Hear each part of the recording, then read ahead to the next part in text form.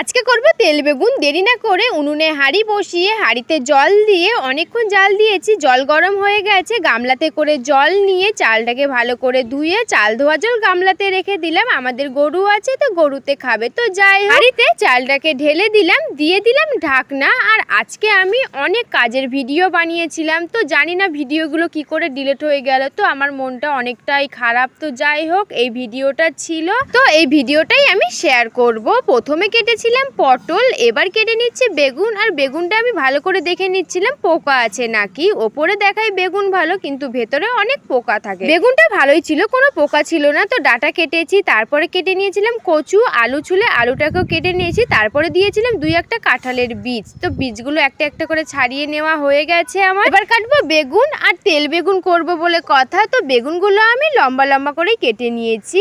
আর এই দেখো, এই বেগুনগুলো কিন্তু সব কটাই ভালো ছিল, একটাতেও পোকা ছিল না। তো যাই হোক, ডালে দেওয়ার জন্য আমরা ছুলে আমরাটাও কেটে নেওয়া হয়ে গেছে, সব সবজিও কেটে নিয়েছি, আর ভাতও হয়ে গেছে। উনুন থেকে ভাতের হাঁড়ি নামিয়ে কড়াইতে ডাল সিদ্ধ করে গামলায় তুলে রেখে ফোড়ন ভেজে ফোড়নের মধ্যে ডাল দিয়ে নেড়ে চেড়ে ডালটা সাঁতলে নিয়ে গামলায় তুলে নিয়েছি। তারপরে বসিয়ে দিয়েছিলাম সবজি। তো সবজিটাও নেড়ে চেড়ে রান্না করে নেওয়া হয়ে গেছে। গামলাতে তুলে রেখে কড়াইতে তেল দিয়ে তেলের মধ্যে বেগুনগুলো নেড়ে চেড়ে ভেজে নেব। আর বেগুন তেল করব বলে কথা, বেগুনগুলো কিন্তু লাল লাল করে ভেজে নেব। আর এই দেখো বন্ধুরা, বেগুনগুলো কত সুন্দর ভাজা হয়েছে। তারপরে বেগুন তুলে রেখে পেঁয়াজগুলো নেড়ে চেড়ে ভেজে দিয়ে দিলাম মশলা, লবণ, হলুদ। তেলের সাথে মশলাটা ভালো করে কষিয়ে নিয়ে দিয়ে দিলাম বেগুন ভাজাগুলো। মশলার সাথে বেগুনটা আস্তে আস্তে নেড়ে চেড়ে কষিয়ে নেব, কারণ বেগুন আবার বেশি কষালে গলে যাবে। যাই হোক, মশলার সাথে বেগুন কষিয়ে নিয়ে দিয়ে দিলাম সর্ষে বাটা। সর্ষে দিয়ে বেশি ভাজবো না, সর্ষে দিয়ে নেড়ে চেড়ে দিয়ে দিলাম সামান্য জল। জলটা দিয়েছি মশলার যে ঝাঁসটা সেটা কেটে যাবে। তো যাই হোক, নেড়ে চেড়ে তেল বেগুন রান্না করে নেওয়া হয়ে গেছে। গামলাতে নামিয়ে নিলাম। টাটা।